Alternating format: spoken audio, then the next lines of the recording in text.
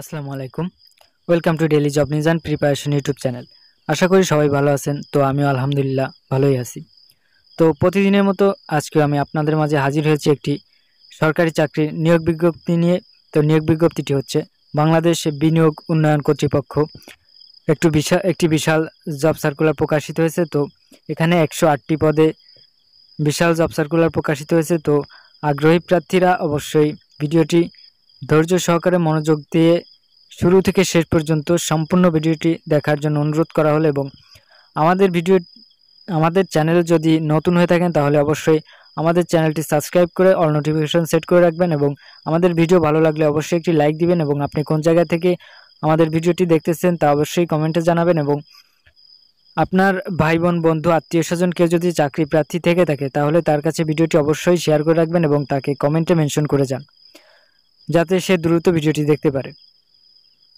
তো আমি আর কথা বাড়াবো না, আমি সরাসরি চলে যাব নিয়োগ বিজ্ঞপ্তিতে। তো চলুন শুরু করা যাক।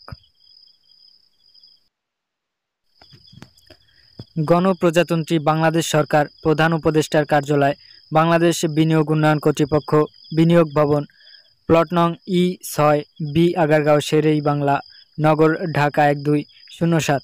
তারিখ 14 ফাল্গুন 1431, 27 ফেব্রুয়ারি 2025।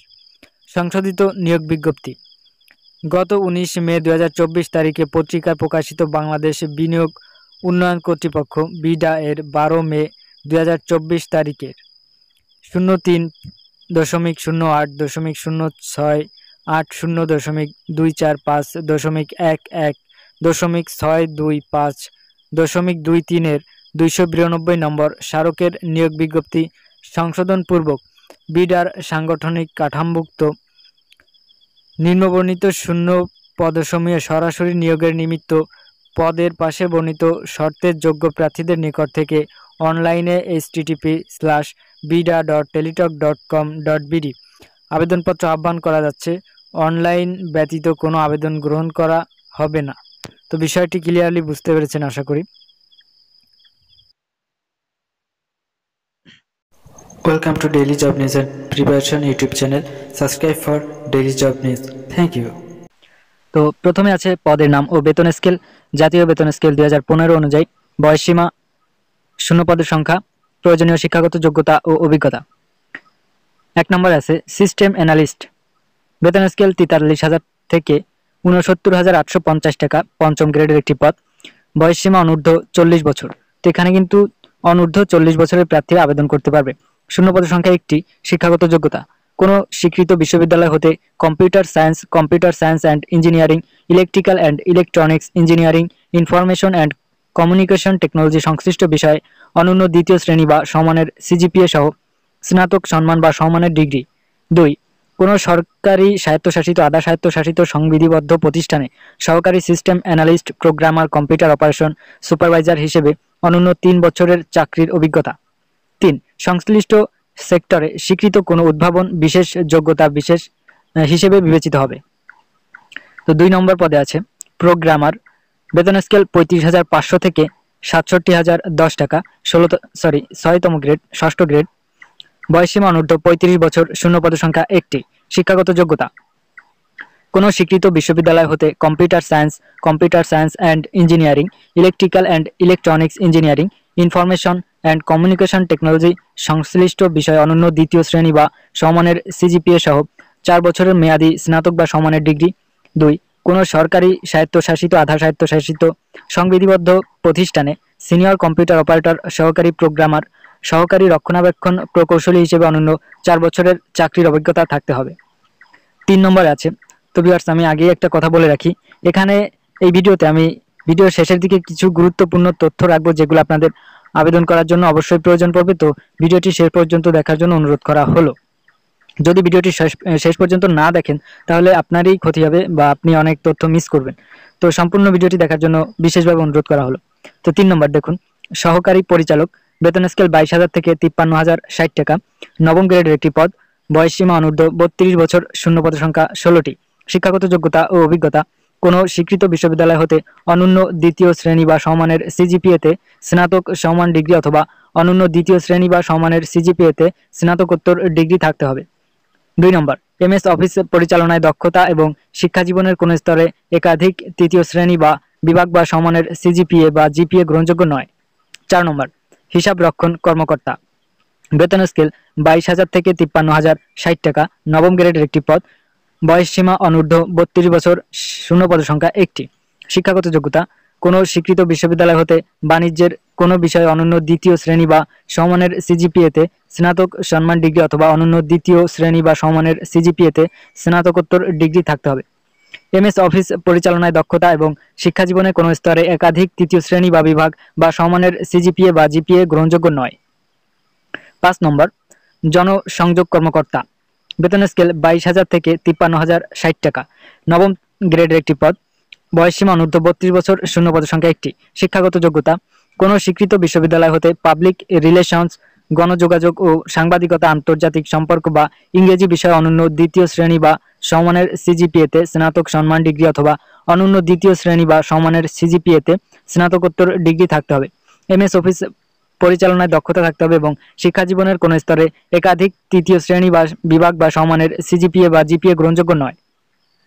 6 নম্বর, সহকারী প্রোগ্রামার, বেতন স্কেল 22,000 থেকে 53,060 টাকা, নবম গ্রেডের একটি পদ, বয়সসীমা অনূর্ধ্ব 32 বছর, শূন্য পদ সংখ্যা একটি।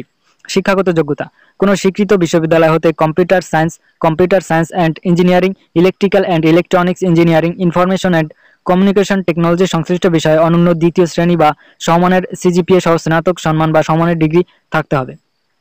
7 নম্বর, ফোরম্যান অটোমোবাইল, বেতন স্কেল 16,000 থেকে 38,640 টাকা, দশম গ্রেডের একটি পদ, বয়সসীমা অনূর্ধ্ব 32 বছর, শূন্য পদ সংখ্যা একটি। শিক্ষাগত যোগ্যতা, কোনো স্বীকৃত ইনস্টিটিউট বা প্রতিষ্ঠান হতে অটোমোবাইল ইঞ্জিনিয়ারিংসে 4 বছর মেয়াদী ডিপ্লোমা ডিগ্রি এবং এমএস অফিস পরিচালনায় দক্ষতা, শিক্ষা জীবনে কোনো স্তরে একাধিক তৃতীয় শ্রেণী বা বিভাগ বা সমমানের সিজিপিএ বা জিপিএ গ্রহণযোগ্য নয়। 8 নম্বর, মেইনটেনেন্স সহকারী, বেতন স্কেল 11,300 থেকে 27,300 টাকা, 12তম গ্রেড, বয়সসীমা অনূর্ধ্ব 32 বছর, শূন্য পদ সংখ্যা একটি। 8 নম্বরে আছে মেইনটেনেন্স সহকারী, বেতন স্কেল 11,300 থেকে 27,300 টাকা, 12তম গ্রেড, বয়সসীমা অনূর্ধ্ব 32 বছর, শূন্য পদ সংখ্যা একটি। শিক্ষাগত যোগ্যতা, কোনো স্বীকৃত ইনস্টিটিউট বা স্বীকৃত প্রতিষ্ঠান হতে কম্পিউটার ইঞ্জিনিয়ারিং বিষয়ে অনন্য দ্বিতীয় শ্রেণী বা সমানের সিজিপিএতে ডিপ্লোমা ডিগ্রি, কম্পিউটার হার্ডওয়্যার ও সফটওয়্যার পরিচালনার দক্ষতা এবং শিক্ষা জীবনের কোনো স্তরে একাধিক তৃতীয় শ্রেণী বা বিভাগ বা সমানের সিজিপিএ বা জিপিএ গ্রহণযোগ্য নয়। 9 নম্বর, লাইব্রেরিয়ান, বেতন স্কেল 11,300 থেকে 27,300 টাকা, 12তম গ্রেড, বয়সসীমা অনূর্ধ্ব 32 বছর, শূন্য পদ সংখ্যা একটি। শিক্ষাগত যোগ্যতা, কোনো স্বীকৃত বিশ্ববিদ্যালয় হতে গ্রন্থাগার বিজ্ঞান বিষয়ে অনন্য দ্বিতীয় শ্রেণী বা সমমানের সিজিপিএতে স্নাতক ডিগ্রি, এমএস অফিস পরিচালনায় দক্ষতা এবং শিক্ষা জীবনের কোনো স্তরে একাধিক তৃতীয় শ্রেণী বা বিভাগ বা সমমানের সিজিপিএ বা জিপিএ গ্রহণযোগ্য নয়। 10 নম্বর, অডিটর, বেতন স্কেল 11,000 থেকে 26,590 টাকা, 13তম গ্রেড, বয়সসীমা অনূর্ধ্ব 32 বছর, শূন্য পদ সংখ্যা 2টি। শিক্ষাগত যোগ্যতা, কোনো স্বীকৃত বিশ্ববিদ্যালয় হতে বাণিজ্য বিষয়ে অনন্য দ্বিতীয় শ্রেণী বা সমানের সিজিপিএতে স্নাতক ডিগ্রি, এমএস অফিস পরিচালনায় দক্ষতা এবং শিক্ষা জীবনের কোনো স্তরে একাধিক তৃতীয় শ্রেণী বা বিভাগ বা সমানের সিজিপিএ বা জিপিএ গ্রহণযোগ্য নয়।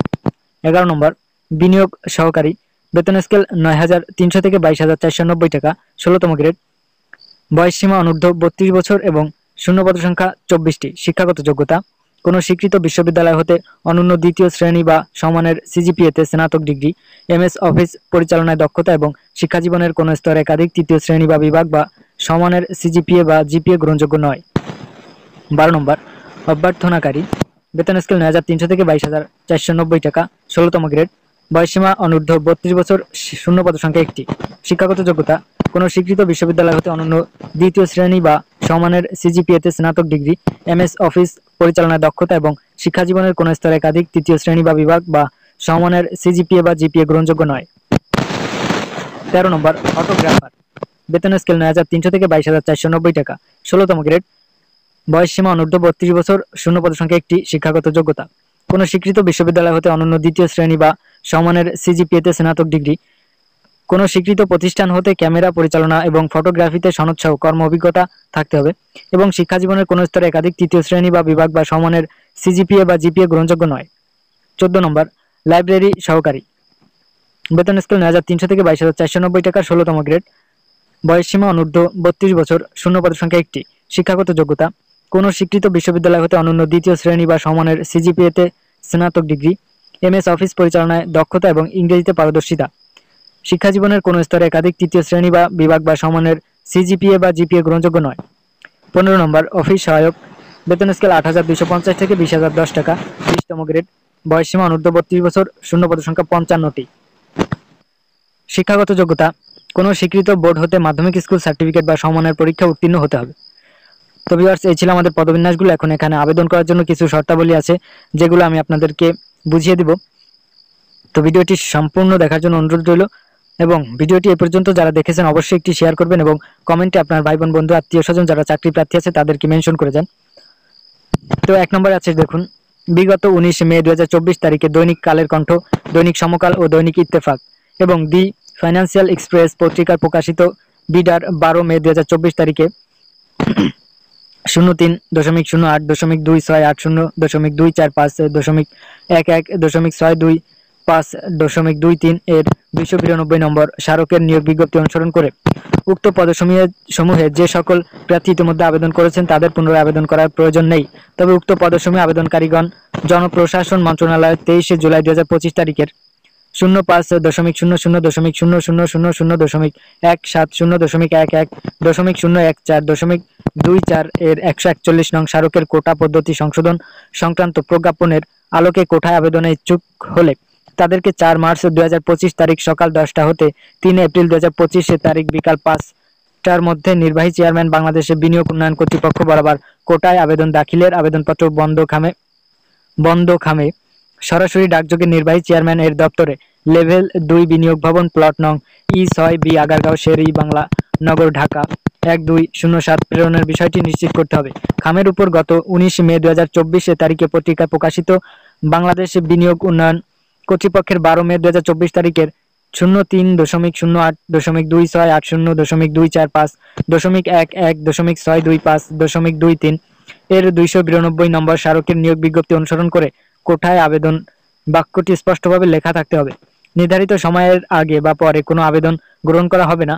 বন্ধখামের ভিতরে আবশ্যিকভাবে টেলিটক বাংলাদেশ লিমিটেডের অনলাইন http://bida.teletalk.com.bd পোর্টাল হতে ডাউনলোডকৃত অ্যাপ্লিকেশন কপি এর একটি রঙিন প্রিন্টকৃত কপি এবং কোটার সপক্ষে প্রয়োজনীয় কাগজপত্র থাকতে হবে, অন্যথায় কোটায় আবেদন বাতিল বলে গণ্য হবে। ২ নম্বর, প্রার্থীকে অবশ্যই বাংলাদেশের নাগরিক এবং বাংলাদেশের স্থায়ী বাসিন্দা হতে হবে। কোনো প্রার্থী বাংলাদেশের নাগরিক নন এরূপ ব্যক্তিকে বিবাহ করলে বা বিবাহ করতে প্রতিশ্রুতিবদ্ধ হলে তিনি আবেদনের অযোগ্য বিবেচিত হবে। ৩ নম্বর, প্রার্থী একাধিক পদে আবেদন করতে পারবে না। ৪ নম্বর, ০১ মার্চ ২০২৫ তারিখে আবেদনকারীর বয়সসীমা ১ নং ক্রমিকে উল্লেখিত পদের ক্ষেত্রে ১৮ থেকে ৪০ বছর, ২ নং ক্রমিকে উল্লেখিত পদের ক্ষেত্রে ১৮ থেকে ৩৫ বছর এবং ৩ নং থেকে ১৫ নং ক্রমিকের উল্লেখ্য পদের ক্ষেত্রে ১৮ থেকে ৩২ বছর। এসএসসি সমমান পরীক্ষার সনদপত্রের ভিত্তিতে বয়স যাচাই করা হবে। বয়স প্রমাণের ক্ষেত্রে এফিডেভিট গ্রহণযোগ্য হবে না।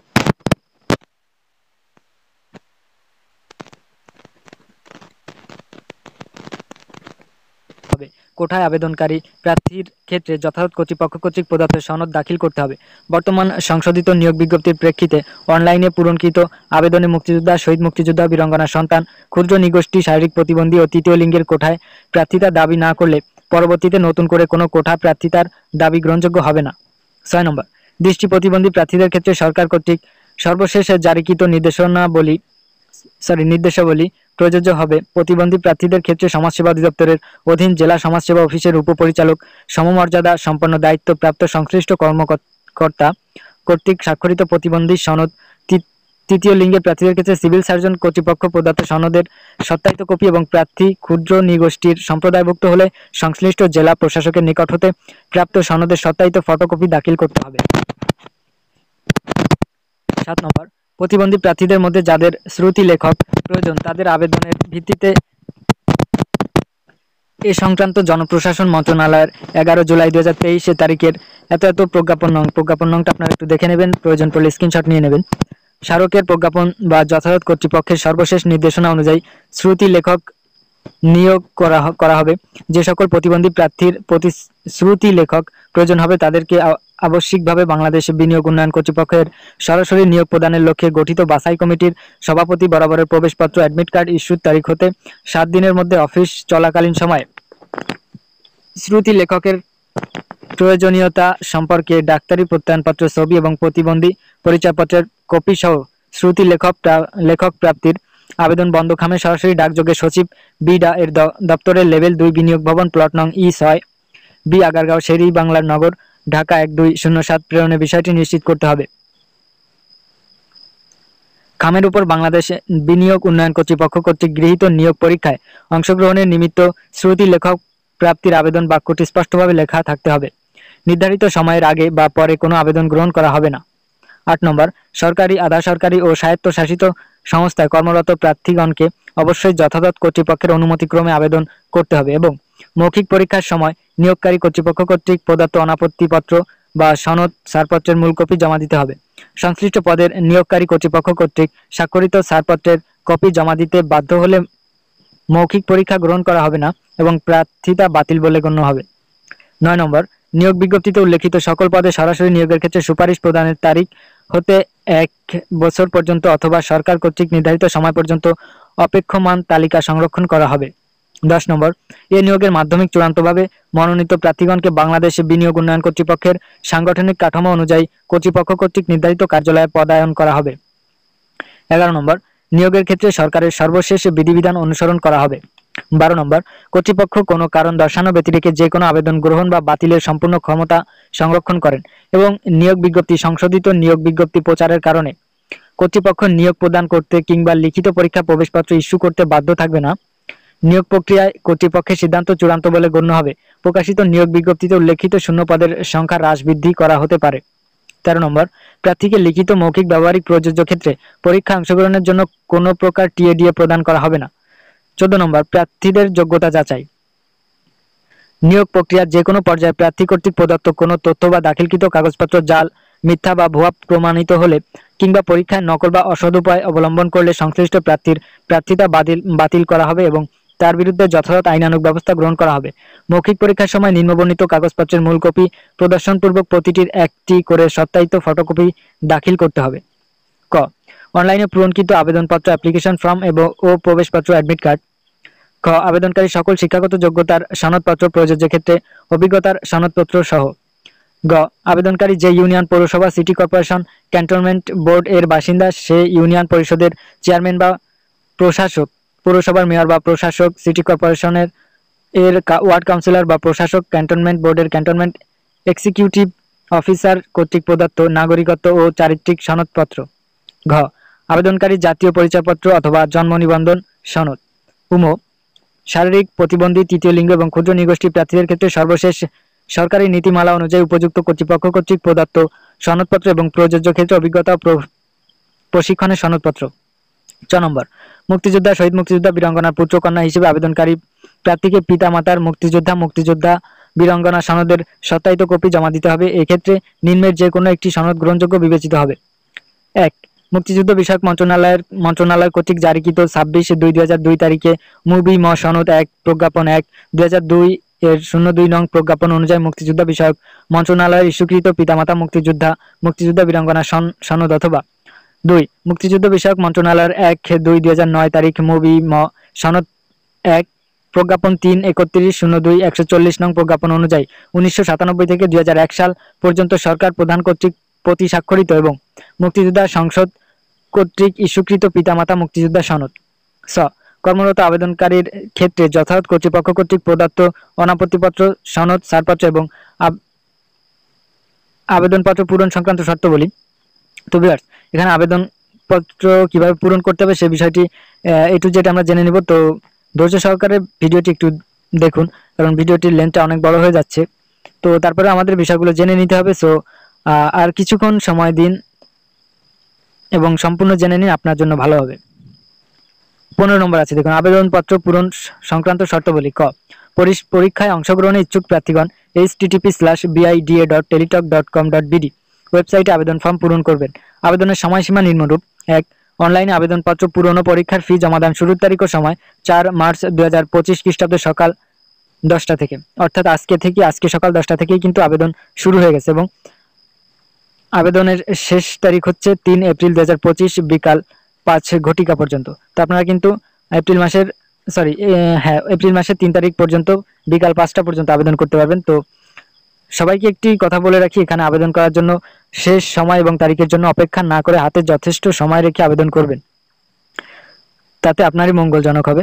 তো উক্ত সময়সীমার মধ্যে ইউজার আইডি প্রাপ্ত প্রার্থীগণ অনলাইনে আবেদনপত্র সাবমিটের সময় থেকে পরবর্তী 72 ঘন্টার মধ্যে SMS এর মাধ্যমে পরীক্ষার ফি জমা দিবেন। খ, অনলাইনে আবেদনপত্রে প্রার্থী তার রঙিন ছবি সর্বোচ্চ 6 মাস পূর্বের দৈর্ঘ্য 300, প্রস্থ 300 পিক্সেল ও স্বাক্ষর দৈর্ঘ্য 300 এবং প্রস্থ 80 পিক্সেল স্ক্যান করে নির্ধারিত স্থানে আপলোড করবেন। ছবির সাইজ সর্বোচ্চ 100 কেবি ও স্বাক্ষরের সাইজ সর্বোচ্চ 60 কেবি হতে হবে। গ, অনলাইন আবেদনপত্রে পূরণকৃত তথ্য পরবর্তী সকল কার্যক্রমে ব্যবহৃত হবে। সুতরাং অনলাইনে আবেদনপত্র সাবমিট করার পূর্বে পূরণকৃত সকল তথ্যের সঠিকতা বিষয়ে প্রার্থী নিজে শতভাগ নিশ্চিত হবেন। ঘ, পরীক্ষা সংক্রান্ত যে কোনো প্রয়োজনে সহায়ক হিসেবে প্রার্থী অনলাইনে পূরণকৃত আবেদনপত্রের একটি প্রিন্ট কপি সংরক্ষণ করবেন এবং মৌখিক পরীক্ষার সময় এক কপি জমা দিবেন। নম্বর, SMS প্রেরণের নিয়মাবলী ও ফি প্রদান। তো ভিউয়ার্স, এখানে আমরা সবাই বেশিরভাগ মানুষই বিভিন্ন টেলিকম থেকে বিভিন্ন অনলাইনের দোকান থেকে আবেদন করে থাকি। তো এই বিষয়টি আমাদের না জানলেও চলবে, তো আমি এই বিষয়টি স্কিপ করে যাচ্ছি। তো আমি তারপরে আবেদন ফি বাবদ কত টাকা প্রদান করতে হবে আমাদের সেটি আপনাদেরকে জানিয়ে দেব।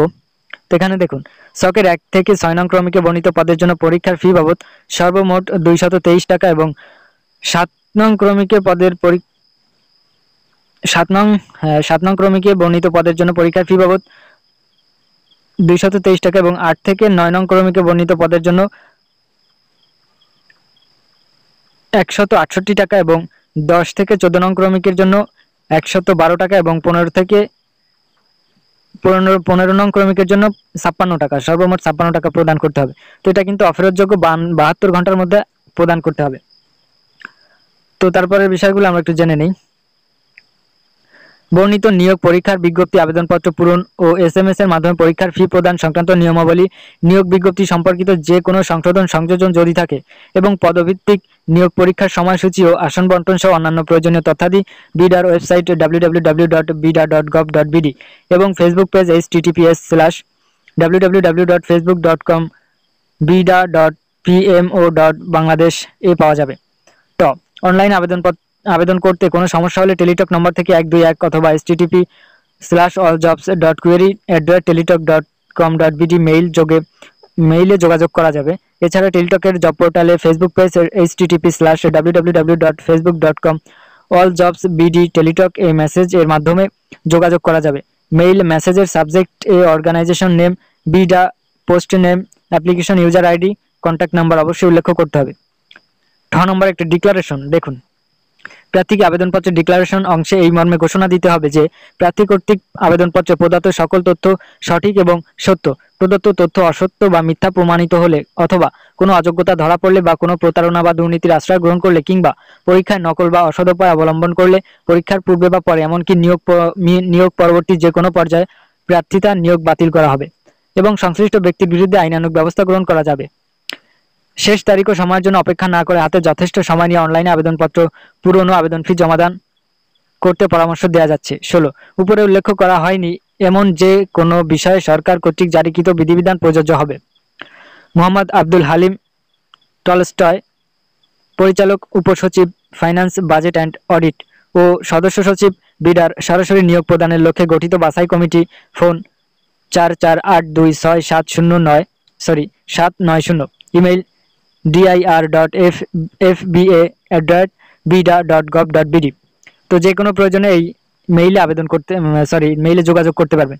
তো ভিউয়ার্স, আশা করি সবাই নিয়োগ বিজ্ঞপ্তির A to Z ক্লিয়ারলি বুঝতে পেরেছেন আমি মনে করি। আর যদি কোনো প্রকার সমস্যা থেকে থাকে বা ভুল ত্রুটি থেকে থাকে তাহলে সেগুলো কমেন্টে উল্লেখ করবেন, আমি সমাধান দেওয়ার চেষ্টা করব এবং ভুলগুলো শুধরে নেওয়ার চেষ্টা করব। তো ভিউয়ার্স, আজকের ভিডিও এ পর্যন্ত ছিল। দেখা হবে নতুন কোনো ভিডিওতে। সেই পর্যন্ত সবাই ভালো থাকুন, সুস্থ থাকুন এবং আমাদের মাঝে রমজান মাস চলতি রমজান মাস, তো সবাই বেশি বেশি করে বিভিন্ন ধরনের আমল করবেন, ছোট বড় যত প্রকার আমল আছে রমজান মাসে পালন করার চেষ্টা করবেন এবং 5 ওয়াক্ত সালাত আদায় করবেন, একটি রোজাও ভঙ্গ করবেন না। তো আজকে এখানেই বিদায় নিচ্ছি বন্ধুরা, দেখা হবে পরবর্তী যে কোনো ভিডিওতে। সে পর্যন্ত ভালো থাকুন, সুস্থ থাকুন। আজকে এখানেই বিদায় নিচ্ছি। আল্লাহ হাফেজ।